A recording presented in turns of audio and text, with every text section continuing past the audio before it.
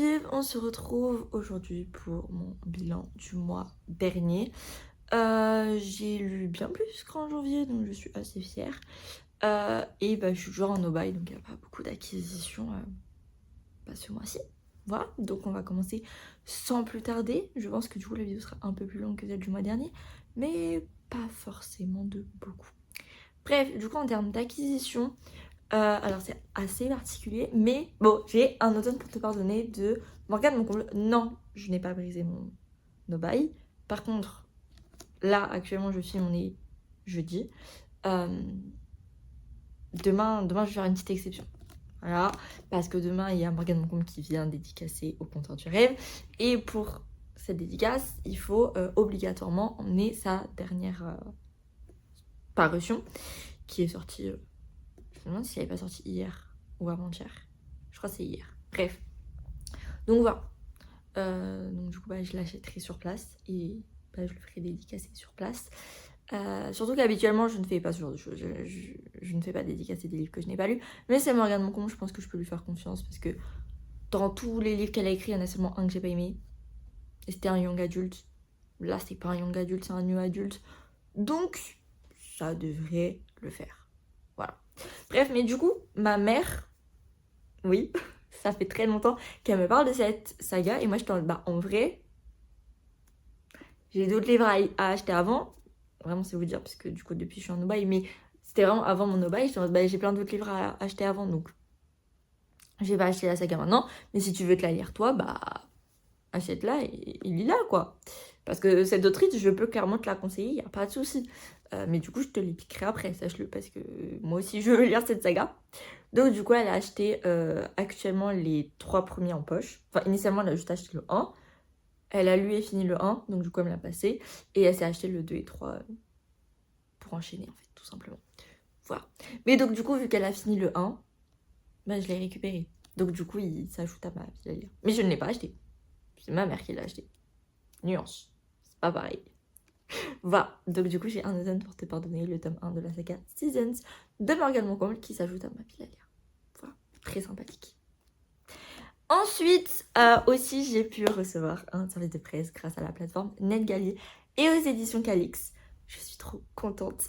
C'est Blood of a Bright Haven de... j'ai plus son nom. Je sais que c'est des lettres et après c'est Wang, mais j'ai plus les lettres qui sont avant le nom de famille. MF? Je suis pas certaine de ce que je dis. Donc je vais vérifier ça pour ne pas dire de bêtises. C'est ML. ML Wang. Voilà. Donc c'est une fantasy. C'est un one-shot de fantasy. Et on peut passer directement au livre que j'ai lu le mois dernier puisque je l'ai lu. C'était incroyable. Pourquoi personne n'en parle? Parce qu'en fait, c'est très simple. C'est-à-dire que ce livre, je l'ai vu passer un nombre incalculable de fois sur le booktube anglophone. Voilà. Et en fait, jusqu'à pas longtemps, il n'était pas sorti. Donc, j'étais en mode, ok, c'est normal qu'on le voit pas passer en France. Et en fait, Estelle de la chaîne About Estelle, qui est ma youtubeuse préférée ever, a dit que, a lu ce livre, a donné son avis et a dit que il allait sortir traduit chez Calix incessamment sous peu. Donc moi, je suis en mode, ok, dès qu'il est sur NetGalley, je le demande. Et du coup, je l'avais demandé fin janvier, dès qu'il était sur NetGalley. Et on me l'a autorisé. Et c'est choqué parce qu'en soi, je savais pas trop à quoi m'attendre parce que jusqu'à présent, tous les livres de chez Calix que j'ai demandé via NetGalley, j'ai été acceptée à chaque fois. Sauf que jusqu'à présent, j'avais lu 2 livres via NetGalley de Calix. Et les 2, c'était pas... Rewitch, j'ai détesté. Et The Half King, c'était pas sensationnel. C'était sympa, mais c'était pas... Voilà. Du coup, j'avais peur qu'on me refuse parce que voilà, les 2 premiers que j'avais lus, c'était pas top, quoi. Et on m'a accepté. Et je suis trop contente parce que vraiment, c'est un coup de cœur. C'était dingue. On y parle de magie et la magie est assez spéciale parce que ils utilisent des machines, une sorte de machine à écrire pour utiliser cette magie pour pouvoir faire des sorts. Et en fait, la manière dont ils le tapent, ça fait un peu penser à Python. Enfin, vraiment, c'est hyper original. Les plot twists, je les ai vus venir fois 12 milliards, hein, je l'avais vu venir dès le début, mais je suis grave contente que ce soit parti dans cette direction, parce que, en fait, c'est ce que je voulais. Je m'attendais à ces plot twists parce que, c'était tellement gros et tellement important et tellement sensationnel que j'étais en mode, je veux que ce soit ça, et c'était ça, et j'étais trop contente. Est-ce qu'il y a de la romance? Voilà. Ça dépend ce que vous qualifiez de romance, parce que je sais que tout le monde qualifie la relation de Jude et Cardan en tant que romance, parce que oui, leur relation est romantique, mais ce que je veux dire, c'est qu'on a 3 scènes de romance. Donc bon, voilà. Donc voilà, ça dépend ce que vous qualifiez de romance. Parce que il y a des scènes mimi, mais il y en a très très peu. Voilà. Et attendez-vous à ce que la fin... Ouais. Voilà, il s'en passe des choses dans les 3 derniers chapitres. J'ai fini en larmes. C'était trop bien. Trop bien. Coup de cœur, je le conseille à tout le monde. Surtout que c'est un seul tome, ça vous engage en rien du tout. Parce que c'est pas une saga, c'est un tome. C'est fini. À la fin, y a plus. Enfin, y a plus de suite, quoi. C'est fini. L'histoire est finie. Voilà. Mais c'est trop bien. C'est trop bien. Enfin, après, l'univers est un chouïa complexe. La plume aussi, mais en vrai, ça va. Franchement, ça va. C'était trop bien. Les personnages, en fait, ça dénonce tellement de choses. Le sexisme, le racisme. Bref, ça dénonce aussi notre société actuelle. Hein. Enfin, franchement, on va pas se mytho, voilà. Et c'était révoltant, mais tellement bien fait. Bref, voilà. Je vais pas trop parler de ce livre parce que là, déjà, j'en parle beaucoup trop et j'ai d'autres livres à vous présenter, mais vraiment, je vous le conseille à 2 milliards de pourcents. Et ce 1000, Maïcha est là. Vraiment, Maïcha est là, je l'aime trop. Voilà. Bref, assez blablaté sur ce livre. On va passer à un autre service de presse puisque j'ai eu 2 services de presse. Et oui, donc techniquement, j'ai baissé ma pilière de service de presse que d'un livre puisque j'en ai reçu un et j'en ai lu 2. 2 moins 1, 1. Ouais, on est d'accord. Bref, donc du coup, voilà. Mais c'est quand même ça. C'est quand même ça parce que du coup, j'ai plus que 4 livres de service de presse dans ma pile de livres. Donc quand je serai à 2, je serai plus en no-buy. Voilà, même si je fais des exceptions. Mais je suis pas censée faire des exceptions, mais voilà. Bref. Du coup, J'ai kidnappé un mafieux pour Noël. Je n'ai plus par contre le nom de l'autrice. À chaque fois, les noms d'auteurs, je ne les ai pas. C'est de Kate Lees. Et franchement, c'était très sympa. C'est pas ma romance de Noël préférée. J'en ai déjà parlé de toute façon dans d'autres vidéos, il me semble, puisque j'en ai parlé dans ma vidéo romance de Noël. Mais enfin, franchement, c'était très sympa. Je l'ai noté 4 étoiles. Les personnages sont assez attachants, sont assez mignons. La plume n'est pas dingue. Voilà, il y a trop de descriptions et trop de répétitions. Mais sinon, à part ça, franchement, l'histoire était très sympa, très mimi, très chill. Une romance de Noël. Alors oui, c'est chill, il y a un mafieux. Ouais, bon voilà, il y a quand même des plot twists auxquels je ne m'attendais pas. Et non, franchement, c'était très original, ça change. Et j'ai bien apprécié. J'ai pas grand chose à dire de plus, enfin franchement c'était très sympa. On va enchaîner avec d'autres livres, du coup qui ne sont plus des services de presse. J'ai lu Il nous restera ça de Virginie Grimaldi. Pourquoi personne m'a prévenu? Pourquoi personne m'a dit? Parce qu'en fait, c'est, on va dire, le premier vrai contemporain que je lis, dans le sens où j'ai déjà lu des contemporains, mais en fait, on me les avait pas forcément teasés comme étant des contemporains, mais plus comme étant des romances. Sauf que maintenant, avec le recul, je pense que c'était pas vraiment des romances, mais plus des contemporains. Bref, lui, je savais que c'était un contemporain. Alors oui, il y a une petite romance dedans, mais bon, on a 3 points de vue de 3 personnages et la personne qui se met en couple, c'est pas avec l'un des deux autres personnages, c'est avec un personnage secondaire. Bref. Et en fait, c'est des moments de vie, c'est trop mignon. En fait, tu vas suivre 3 personnes qui ont des âges complètement différents, c'est-à-dire que tu vas suivre une septagénaire, je crois, qui a perdu son mari. Et en fait, elle se rend compte que financièrement, ça va pas, c'est compliqué.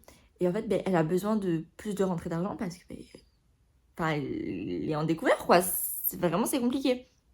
Et surtout, le fait d'avoir perdu son mari, forcément, voilà, elle est en deuil, quoi. La pauvre bichette. Donc, voilà. Ensuite, tu vas suivre une jeune femme d'une trentaine d'années qui, tu comprends, a des personnes qui la cherchent qui sont pas forcément très bien intentionnées. Enfin, c'est des gens de son passé qu'elle préférerait oublier. Et pareil, en fait, là, elle vit dans une sorte d'Airbnb, mais qu'elle peut louer que pour la semaine. Et en fait, ben, c'était un peu sa solution en fait, d'hébergement à moyen long terme, puisqu'elle avait demandé au propriétaire combien de temps elle pouvait rester, et lui, il lui avait dit assez longtemps. Parce qu'en fait, ben, du jour au lendemain, il va être en mode t'as jusqu'à la fin de la semaine pour partir. Sauf que certes, elle a un job, mais elle n'a pas non plus énormément de côté, et donc ben, elle n'a pas forcément les moyens de se payer un appartement. Et tu vas suivre un jeune homme de 18 ans qui fait un CAP dans une boulangerie. Et enfin, je crois qu'il est en CAP. Oui, je crois. En alternance. Enfin, je sais qu'il tape dans une boulangerie, mais je crois que c'est pas à temps plein. Je crois qu'il est étudiant. J'ai des doutes. Bref. Et en fait, au début de l'histoire, il vit dans sa voiture. Voiture qu'il a achetée très peu cher parce qu'elle est en très mauvais état. Mais voilà, il lui suffisait. Sauf que la fourrière va lui prendre parce que il l'a garé à un endroit où il n'est pas censé la garer. Et donc, il n'a plus de logement. Et donc, en fait, le destin va faire que les deux jeunes vont héberger chez la septuagénaire. Et ils vont avoir des relations trop mimi. Et genre, enfin, franchement, c'est adorable. C'est vraiment des moments de vie. C'est tout doux, tout mignon. J'ai pleuré, j'ai ri, j'ai souri. C'était trop bien. Coup de cœur. Je vais clairement lire d'autres livres de cette autrice. Je comprends la hype sur cette autrice. Voilà.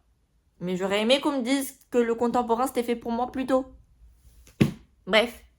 Et sinon, le dernier livre que j'ai lu le mois dernier, c'est The Broken Soul de Alice Desmerveilles. Je sais pas vraiment si je rentre dans le détail pour ce livre, puisqu'il va faire l'objet d'une vidéo où je continue mes sagas en cours. Sauf que je ne sais pas quand est-ce que cette vidéo sortira, puisque pour l'instant j'ai lu qu'un livre pour la vidéo. Donc, complicado. Mais c'était grave bien. Un peu moins que le 2, je pense. À mon sens. Parce que... En fait, concrètement, je reproche rien à ce livre, sauf une chose, et en soi, on m'en avait parlé. Enfin, j'ai pas vraiment compris sous quelle forme. Comment dire. En gros, j'avais entendu des gens dire que la psychologie de Max était pas assez développée dans le livre, contrairement à ce qui s'attendait. Au vu du 2, quoi. Parce que déjà dans le 1, on apprend pas mal à connaître Max, mais surtout dans le 2. Et au vu du 2, voilà, on s'attendait à certaines choses. Et en soi, pour moi, la psychologie, ça n'a pas été le souci. Pour moi, la psychologie de Max a été très bien travaillée, et enfin voilà. Par contre, c'est peut-être son passé qui manque. Dans le sens où on nous parle de son passé, mais en fait, on a un flashback du passé de Max, mais il est du point de vue de Fall. Et après, c'est tout ce qu'on a. Après, sinon, on a vite fait une conversation sur le passé de Max. Et en cas à quel point il est dans le déni et que, il sait ce qu'il a vécu, mais il n'arrive pas à mettre des mots dessus. Mais c'est tout. C'est tout, alors que, moi, je sais que j'attends le tome de Max depuis le premier tome, depuis que j'ai capté qui était Max, j'étais en mode, je fais son tome. Voilà. Donc, c'est vrai que je trouve que ça manque, mais en même temps, au vu de son passé, est-ce que j'aurais réussi à lire les flashbacks de son passé, de son point de vue? Pas certaine, donc voilà. Mais ouais, du coup, je capte ce que les gens veulent dire. Après, pour moi, c'est vraiment pas la psychologie le souci, c'est vraiment le fait qu'il n'y a pas son passé. Mais sinon, à part ça, le livre était trop bien. Mais comme voilà, je m'attendais à vraiment aimer ce livre, du coup, je l'ai un peu moins aimé que le 2 parce que le 2, j'en attendais rien. C'est-à-dire que le 1, j'ai pas été une grande fan. Je savais que le 3, j'allais adorer. Et je me dis, je vais lire le 2 parce que c'est la passerelle entre le 1 et le 3, quoi. C'était trop bien le 2. C'était un énorme coup de cœur. Du coup, lui, c'est un 5 étoiles. C'est pas un coup de cœur. Mais, c'était trop bien. Voilà. Je lui conseille. Voilà. Voilà. Par contre, attention aux très nombreux trigger warning. Voilà. Après, c'est Max. On s'y attend, mais faites gaffe. Si jamais vous n'êtes pas au courant, lisez les trigger warnings avant. D'ailleurs, oui, pour Blood Over Bright Heaven, il n'y a pas de trigger warning. Enfin, j'ai pas l'impression. Je sais pas si dans la version papier il y en a ou pas. J'espère que oui, parce qu'il y a quand même des trigger warnings, notamment d'une agression. Voilà. Faut être au courant parce que je m'y attendais pas. Et j'ai vu la scène, je suis en mode. Rassure-moi, il y a des trigger warnings pour cette scène. Ah bah non, d'accord, très bien. Donc, ouais, voilà. Et donc, sexisme fois 1000, misogynie, enfin tout ça. Racisme aussi. Donc, sachez-le. Voilà. Après, évidemment, tout ça, c'est dénoncé. Hein. Voilà, c'est pas du tout romantisé, glamourisé ou...